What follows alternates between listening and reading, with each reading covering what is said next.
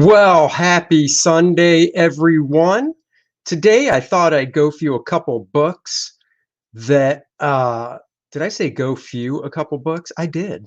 Today I decided I'd go through a couple books that one I've had for a long time and one I picked up, recently at my local Ollie's. And you're like, Ollie's, what is that? Ollie's is good stuff, cheap. That's their slogan. And it's true. They've got a nice book section and they've got lots of graphic novels and stuff that are deeply discounted. This is one of the books I picked up, The Marvel Legacy of Jack Kirby. I love Jack Kirby. I love his work. He's an influence on me. So I thought I would share this with you guys and let you see it. So it's a hardcover book in a slipcase. I think it retails for at least 30 bucks. And I picked it up for the low price at Ollie's of, I think, $7.99. So that's a hell of a deal. So let's just get it out of the slipcase. So you've got this nice sturdy slipcase here, great art on the back, no text to cover up that awesome Thor piece. So that's the slipcase. Let me just throw that down to the side. This is the cover of the book. As you can see, big celestial. It's a wraparound cover. So let's go through it. I'm also doing a little different camera setup, setting it on my lap this time. So we open up with a nice table of contents here. Introduction by Joe Quesada. The chapters kind of break down Kirby's stuff through the decades. So chapter 1 is Kirby and Joe Simon, Timely's Golden Age. Chapter 2 is Monsters and Cowboys. Chapter 3, The Month That Changed Marvel. So that'd be Fantastic Four. Chapter 4, The Marvel Age, King Kirby. Chapter 5, Return of the King. Chapter 6, Growing Up Kirby, The Marvel Memories of Jack Kirby's Son. The book isn't super text heavy, which I enjoy, and it really focuses on the artwork. So this is the introduction. We start with the Golden Age. It's hard to believe this is the young Jack Kirby, looking at that compared to what we all know of Jack Kirby today, which is that type of art, that Captain America. So there's a big growth period there. And this just goes through and basically just has captions, and they just picked out some of his most memorable works and caption stuff like this Red Raven cover. I love this figure. This is when Jack was more realistic, you could say, with his figure work. Same with that first Captain America. And there was a bunch of stuff in here that I've never seen before of Jack's work. This page, of course, we've all seen the origin of Cap. I mean, I just love this page so much. This shot right here, the skinny guy, the doctor, and then just the simple transformation. It says it all right there.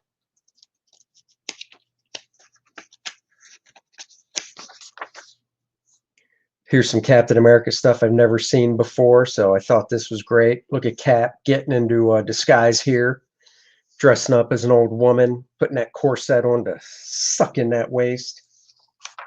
It's hilarious. Probably something you wouldn't see today because people would bitch and complain because he's dressing up as a woman. But this just goes in, and I love this shot of this sub and seeing the cutaway of the interior of it. That's really cool. So I would recommend this book if you're a Kirby fan. I'm going to go through it a little quicker here. Now we're getting into chapter 2 right here, which is Monsters and Cowboys, Jack Kirby in the Atlas era, 1956 through 63. And there's a little checklist here of stuff he did. So that's really cool. And I mean, a lot of this art I've never seen because I really wasn't into the monster stuff when I was a kid. I like the superhero stuff, and this stuff was way before my time, so I never even went back and looked through it. But looking at it now, I mean, look at this. Slaves of the Hulk. That isn't the Hulk we know. Fing Fang Foom. Gotta say, pretty ridiculous name, but a cool looking monster creature. Dr. Droom. You've got Fantastic and Dr. Droom right there, years before Dr. Doom and the Fantastic Four. I always knew about Rawhide Kid. So this is just some classic work. Some of his romance work. This stuff I knew more about. I don't know what it is about the romance comics. I really enjoy them. I think it's because you get to see these artists that were great at drawing superheroes before they did that, drawing real life stuff. You know, we've got November 61, the month that changed Marvel. Whereas November 69 is the month that changed the world. And if you're thinking, what, November 69? What are you talking about? Are you on drugs? That's the month I was born. So there you go. Some more monster type stuff. More romance stuff. Look at this classic. He drew handsome men and gorgeous women. And then we get to Fantastic Four #1. The book that changed it all. Look at that original look of the Thing. Love that. Classic panel that's been done over and over. The Marvel Age, King Kirby. Bunch of his interior art credits and cover art credits. Some more Fantastic Four. God, I love this. I love when they did the pinup pages back in the books. I mean, let's bring this stuff back to current comics. It would work. It's still fun.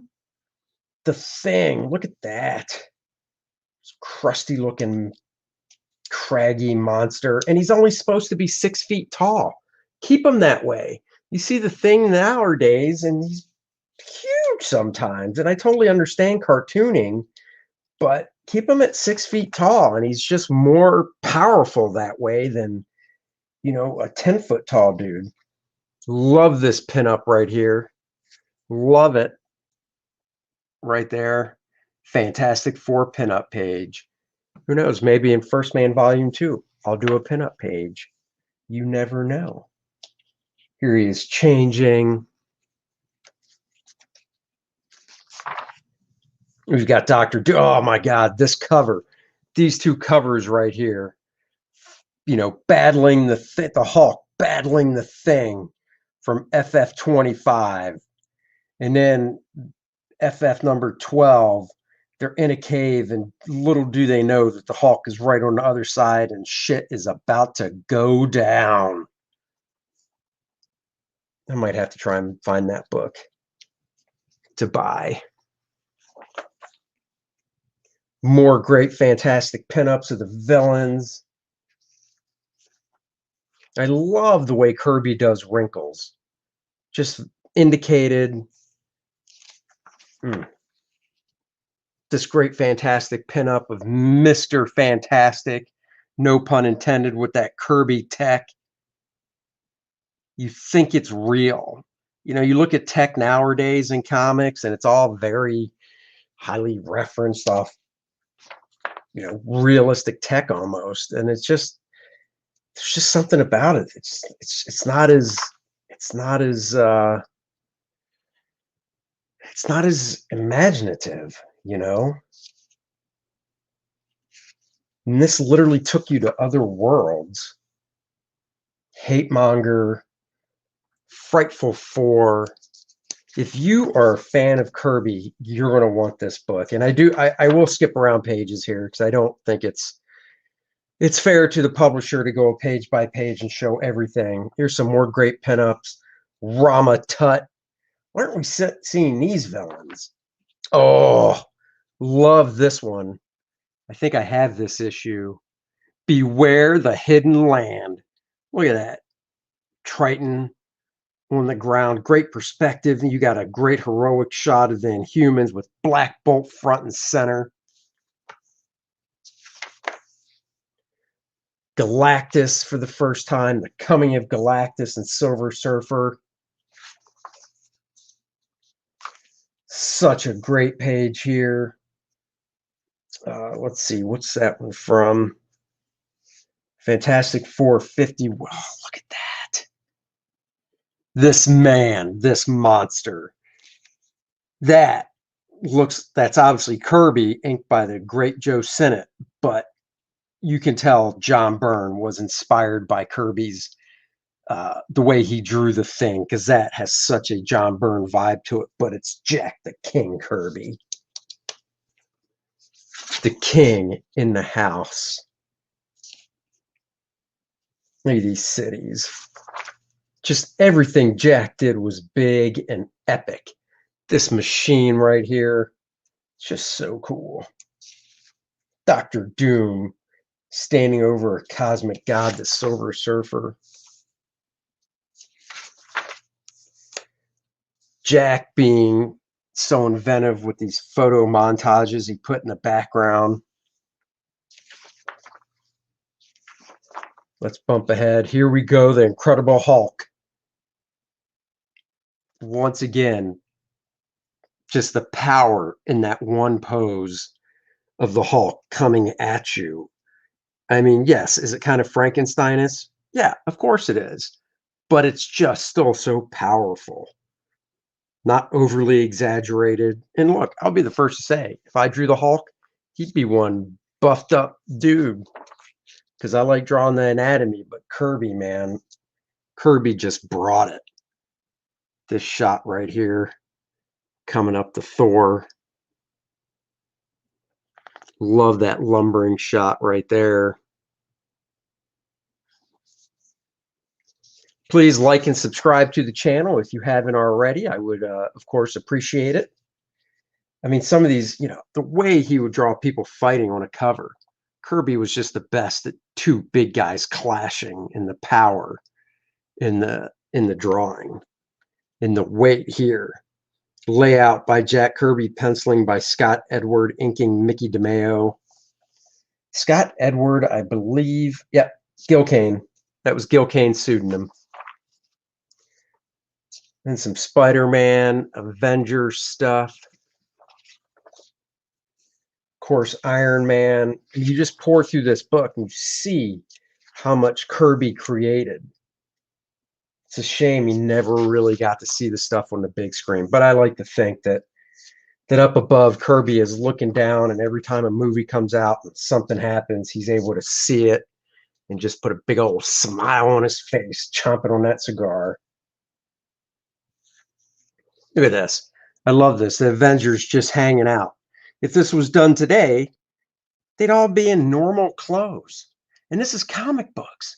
Who wants to see the Avengers hanging out in the mansion in normal clothes?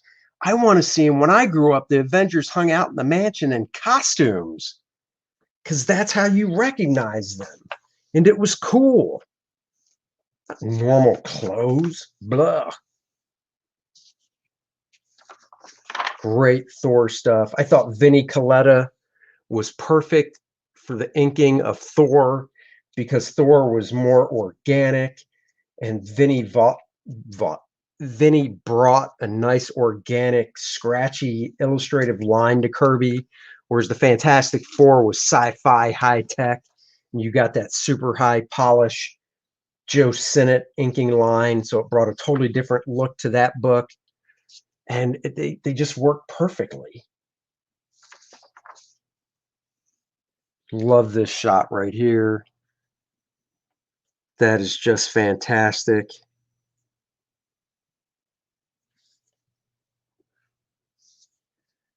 The Thunder God and the Troll.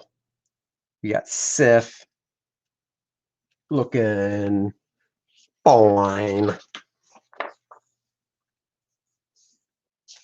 So, I mean, this is a book. Get over to Ollie's, see if they still have it, if you have an Ollie's near you. And if they don't, it's still worth the full admission price tag, I think. So you can get it off Amazon. Look at the power of that Thor. big perspective with the hand in the foreground. I mean, yeah, it's super exaggerated. It's not realistic, but it's awesome comics at its best. Same with this cover right here, issue 177. You can just feel the power. And then, of course, the Avengers. They're the Avengers. This splash page, when I saw it reprinted as a kid, just blew my little mind. Love the giant man figure. They're all just strutting forward.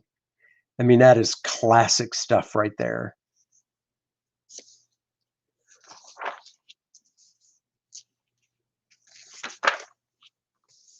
More great Avengers stuff. And then, of course, Captain America. Cap in his own magazine at last. Before this, I believe it was Tales of Suspense or Tales to Astonish. It was one of the two. That ended with issue 99 because it was Captain America and an Iron Man. And in issue 100 was Captain America by himself, and an Iron Man started over with issue 1. I was lucky enough just to pick up a copy of Captain America 100 at a convention. It was one of my bucket list books. I have the reprint of it. Now I actually have it. It's probably about a 5.0 mid-grade edition, but it's complete, and that's all I care about. I scored it for about $75. Well worth it to me. One of my favorite books. Because I'm a comic book collecting nerd. Sing it with me. Steve Rogers. Man. These two shots of Captain America right there. This stuff is what get my juices flowing for wanting to draw comic books. And then, of course, you've got the X-Men in all their glory. Great stuff. You got the pinups showcasing the individual members: Cyclops, Beast, Marvel Girl, Angel. And I still dig these original costumes as well. They're uniforms.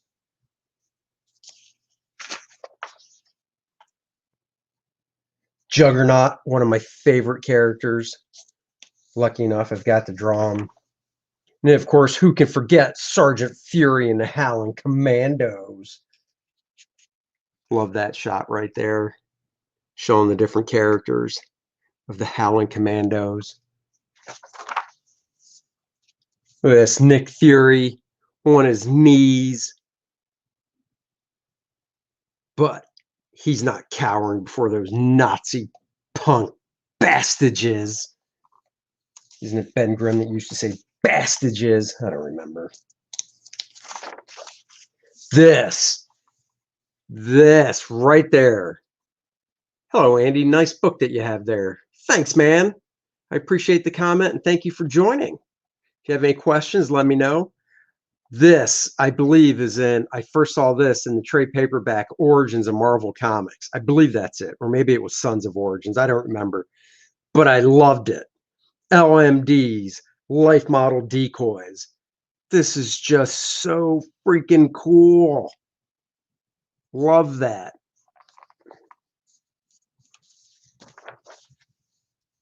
Just this far out tech that Kirby would do.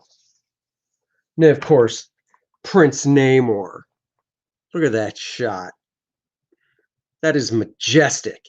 That is stoic. That is Prince Namor.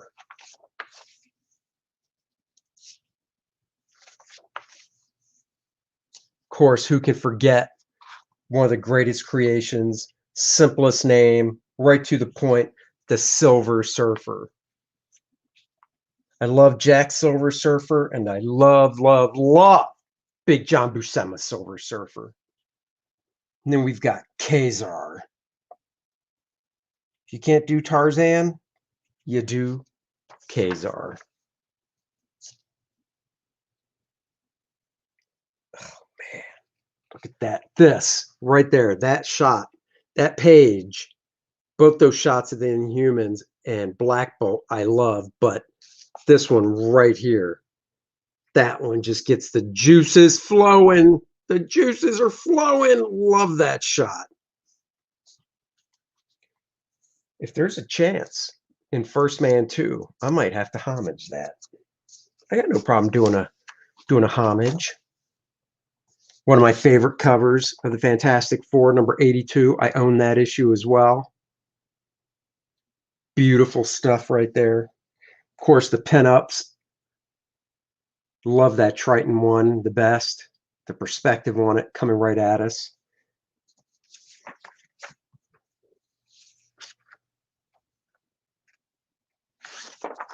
More The Avengers. Just some great covers. This Thor cover, Thor 126. First issue of Thor in his own magazine, his own comic book. Thor fighting Hercules. I've got the reprint of it. It's just a great fight throughout the whole issue.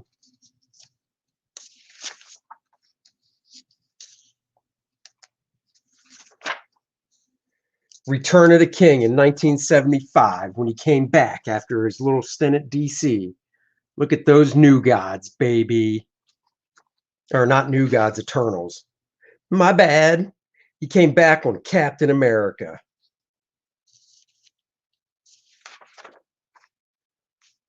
These are some great stories. This 2-page spread knocked my socks right off. Some creature just bashing Cap in the face. Don't worry, Cap comes back and kicks his sorry ass. Artem Zola, the dude has a TV for a face and a little box for a head. How wicked cool is that design? Kirby's imagination is just one for the record books. Nothing held him back. You give him a pencil and he's good to go. Here we go with the Eternals. Looking forward to the movie, and I hope it has some of this grandeur. This splash page, I love Icarus. And that splash page, man. Look at that shit. Big and bold and coming right at you. None of this medium shot BS with so we can see more of the buildings in the background. Screw that. I know where he's at. He's in a city and it's a big figure. These are comic books, baby. Show the bigness. Look at those introductory shots. Just gorgeous.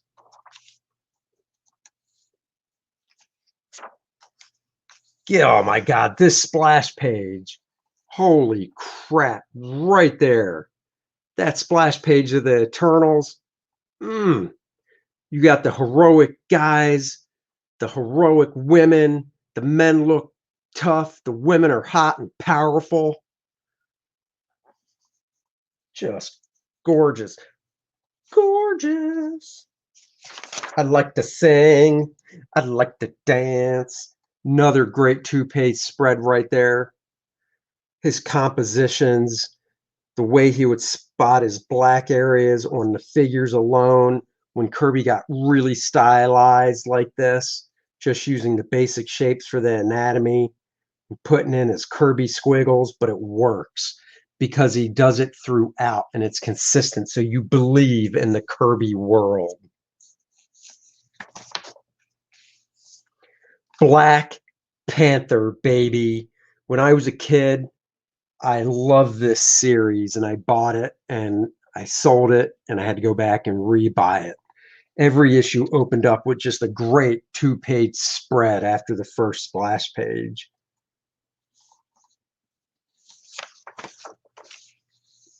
Just full power. Look at this introductory shot. You just know with her goons in the background and the Black Panther crumpled to his knees that she is a powerful villain and is going to be bringing some heat to the Black Panther. Machine Man. Another series as a kid. Kirby was a gold mine. Now, Devil Dinosaur, full honesty, full transparency here. Never bought Devil Dinosaur. Never cared about Devil Dinosaur. Never read it. But I can appreciate the artwork for what it is.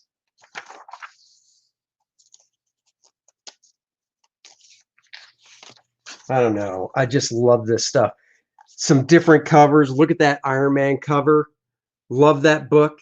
The Invincible Iron Man coming at you. It's got a nose. There's a picture my brother found that he sent me from the late 70s. I was sitting on my mom's lap and she was reading a comic to me, and this one was on the table next to her as she was reading me a Marvel team up. Love this Invaders cover. Love Union Jack. Love that costume. Just, So that's about it for this Kirby book. Like I said, if you're a fan of Kirby, you definitely would want to pick this up. Take you down memory lane, see some things you've never seen before, make you want to go out and buy them just for the cover. And then growing up Kirby, the Marvel memories of Jack Kirby's son. Could you just imagine being his son living in that house, going downstairs to see Kirby working? Gorgeous. Get this book. Now, bear with me as I slide it back into the slipcover and we move on to another favorite book of mine. These aren't the original comics. Trade paperback right here. Megaton Man. This predates The Tick. And I really wish, I know when The Tick came out, it really blew up and it took off. And The Tick came out, I believe, about 5 years after Megaton Man. And it was the same type of thing, a superhero parody of like Superman. And Don Simpson, when he did Megaton Man, he's got his Fantastic Four characters in this book. He's got a Spider-Man type character, Silver Surfer type character, I believe even Nick Fury type. The Tick, another series I enjoyed as a kid, which really blew up, which, great for Ben Edlund, if I pronounced his name right. Hope I did. That it blew up as big as it did and became a cartoon, but I really think Megaton Man could have as well. It just, everything comes down to timing, and I guess it just wasn't the right time. I don't know, but I have these single issues, issues 1 through 4 in my long box back there. I've got the Return of Megaton Man. I've got all the Megaton Man stuff Don Simpson has done. And when this trade paperback came out, I had to get it. The original Megaton Man was in full color. This trade paperback is in black and white. That's one reason I bought it. I enjoy that. I love this over-the-top superhero parody stuff. I have my own called Captain Zero. I draw him in a cartoony style as well. I love what Don was doing artwork-wise with this character. I mean, this is all inked with a brush. Don's brushwork is very lush. I know before he did this, he was trying to get in with Marvel and DC. I think he did do some inking for DC. I know he inked some Gil Kane stuff. I really think with the diversity that's in comics now, in regards to not the creators, but to what Marvel puts out, they put out an issue of Crazy a few years back, and Don did some stuff in there, and Don did some stuff in a DC book as well with Batman. And seeing Batman drawn in this style was awesome. I can't remember the book. I have the hardcover collection of it. But point is, I think letting Don just roll with like a Spider-Man story and let him write and draw it in this style would be phenomenal, especially with today's modern coloring. I mean, this stuff was all flat colored back then. It looked nice, but with today's coloring, I think it would just enhance it more. So this is the let's see, what's he call him? It's been a while, so I don't remember. This is his origin story. You've got his Fantastic Four, which are something quartet. It's Knit 1, Pearl 2 time. That's his version of the Thing. It's Yarn Man. I believe the Invisible Woman's deal is her clothes just turn invisible, and that's it. The Mr. Fantastic character is Water. Mr. Water Balloon. It's See-Through Girl. And the Human Meltdown. Let's see what Got another comment. A couple more I like to always show. What's up, Edwin Hale? Love your book by you have there. Andy, by the way, nice tees you have there. Can I have a request related to your tees? Can you show the full design t-shirt you wear now? Showing it. Yeah, I'll show you the full design before I log off. I just don't want to adjust the camera right now because it'd be kind of difficult to get it back into the nice position I have. So just bear with me. This book isn't going to take as long to go through. He's got his version of that famous Fantastic Four cover. Love it. If you like humor stuff, you should track this down. There's Megaton Man kind of in his Clark Kent guise. He goes to work at a newspaper. Here's his Lois Lane type character. This stuff, you know, Don is a great artist. He's more of a teacher these days, doesn't do as much comic book stuff. I wish he did. Even has a type of Doonesbury thing going on here for this one page. His postures and poses, I love this. Behold the Contraptoid. It's just this robot-looking Megaton Man. Look at that. Just the gesture in that pose is fantastic. And the same with Megaton Man there. His figure work is just, you can learn so much from this. It's got a Nutty Professor, Jerry Lewis type character. Such fun stuff. Like I said, I can't recommend it enough. This beautiful shot of Megaton Man with his love of his life there. What's her name? Pammy. Her name is Pammy. Look at this. These buildings are just done so easily, but all the information's there. Another great shot he's doing.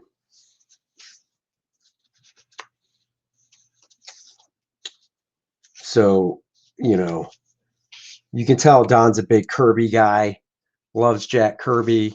You've got Jim Steranko type influences here.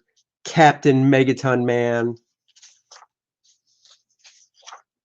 I really want to get to, I'm going to flip a little fast because there's a certain shot I'm looking for in here. He does a lot with the quartet. Quartet Assemble, that's their Baxter building, basically. Say that 3 times fast. He did an X-Men riff as well in future issues. Love that posture.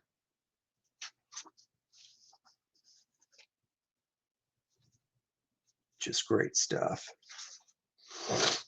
But there's a riff he did to a famous Steranko cover. Oh, that splash page when I was a kid. I was like 15 or 16 when this came out, and I just remember looking at that and just loving it, loving the way Don does the over-exaggerated anatomy and such.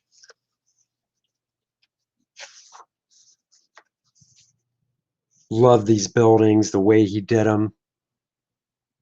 Past Master Dan, what's up? Thanks for joining. Love that background. All the information's there on those buildings. They're not overly worked, though, so they really feel like they're in the background.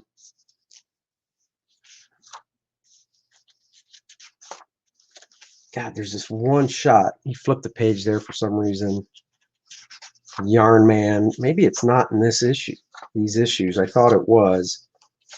If not, I apologize for getting your hopes up. Love that. Stella by Starlight. He's macking on the female of the quartet. And then we've got the silver. Behold the silver server. It's a waiter. Head waiter for Glutinous. He comes to eat your planet. He was parroting everything. Past Master Dan says, I remember this joint. The art was cool, wacky. Dude, like I was saying before you joined, I've got all these original issues that were in full color. I've got everything that Don's done with Megaton Man. I've got his Bizarre Adventure stuff. I've got it all. I literally own it all. There's a Spider-Man type character, Wall Man. He shoots out concrete and stuff. And that is classic. Look at that. Wall Man.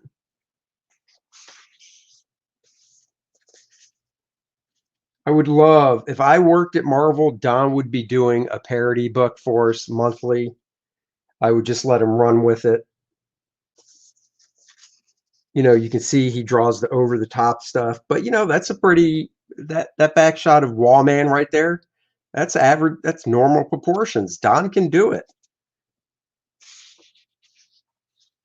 I think once again, Marvel just misses opportunities that are right there in front of them.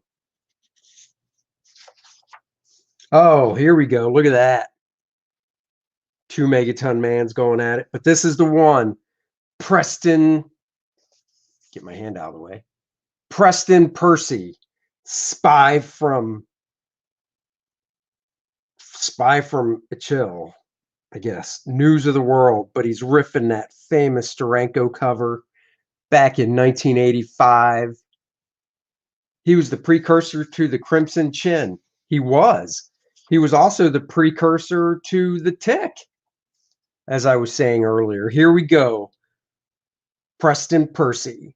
He's got his Steranko-esque character with two eye patches. I've got so many cool comics. I don't even need to buy new comics anymore. I should just look through my long boxes.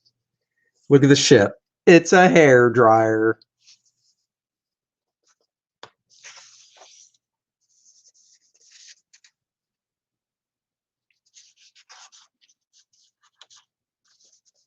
So if you're into parody stuff, you would be into this book.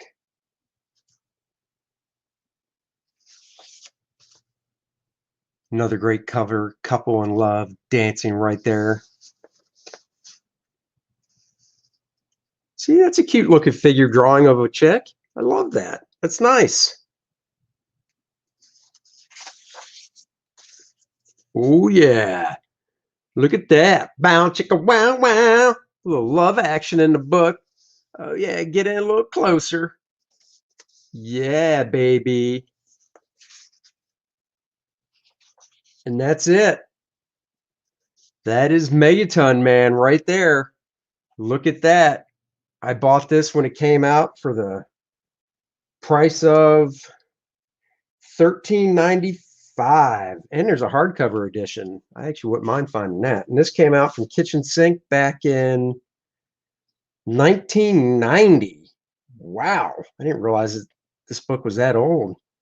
And Don Simpson was born in 1961, so 8 years older than me. I can highly recommend this book. I will now show everyone the shirt that I'm wearing because I was asked. Let me just deal with me as I move the camera to a better spot. There you go. There's the Marvel shirt that I'm wearing. Art by John Buscema. Classic. And believe it or not, I found this shirt, I believe, in Target in the boys section, and it's an extra large boys. So I had to have it. And there's no way I was not going to try and get it. So there you go, everybody. I hope everybody's doing well on this fine day. I'm doing pretty good. You know what I'm going to show off? I'm going to show off because I feel like sharing. I'm going to show First Man covers for volume 2. I'm going to show my cover, and I'm going to show Art Sears' variant cover for First Man volume 2. How's that sound? See what happens when you join me? You get to see stuff. Are we ready for the world debut of the First Man volume 2 debut of the cover? Here we go. Drum roll, please. There it is. First Man Volume 2 there's the cover for First Man Volume 2. Who are those 4 individuals? Who is punching our main man? Who could it be? We get to see stuff. You do. Oh, yeah. Who could that be? I don't know. Actually, I do know who's punching him, but you'll have to back the book to find out. And then let's show you the variant cover once again by my buddy Bart Sears. Here we go.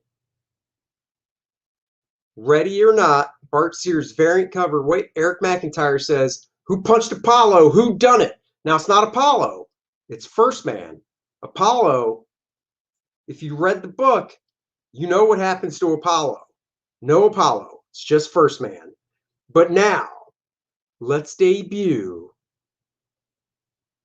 the cover by Bart Sears for number 2. Bart Sears variant cover making its debut. So there you have it. 2 covers. I'm trying to see if I can get somebody else for a variant cover. So we'll see. But that's it. Those are the 2 covers right there. You guys got to see them first because that's how I roll. So before I leave for the day, I'm going to do one more thing. Give me a second. Killing time talking as I'm going to do it. Hold on now. Hold on. This is going to be cool. Trust me. Trust me when I say this is going to be cool. Hold on. Oh, here we go. Here we go.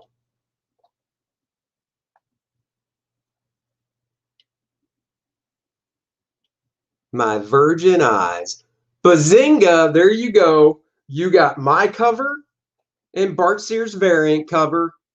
I like to do story-related covers. Those are the type of covers I grew up with, where you get a sense of the story from looking at the cover. I did it for First Man Volume 1.2, and I'm doing it for First Man Volume 2. And then the variant cover by Bart, I'm just like, do what you do, baby. Do what you do. No story, just give me a cool shot. And he did. So that's it. Those are the 2 covers for Volume 2. I'm working on hopefully trying to get a 3rd cover. We'll see how it goes. If you have suggestions for a variant artist for the 3rd cover, let me know what they are in the comments, and I'll see what I can do, because I like to please my customers, and that's you guys. So thanks for joining me on this Sunday afternoon. I hope you enjoyed my 2 book reviews. I'll hold them up one more time. Ugh, these are big and bold. We went over Jack Kirby right here, hardcover book going through his career, and Megaton Man by Don Simpson. So until next time, guys, thanks for joining me. Remember to like and subscribe and share my channel and hit the notification bell so you know when I go live. Thank you, Past Master and Dan. Thank you, Eric McIntyre. Thank you, Apis Ben Sinin. I totally messed that up. Sorry. Thank you, everyone who joined me, and for you guys that commented. I will catch you guys later.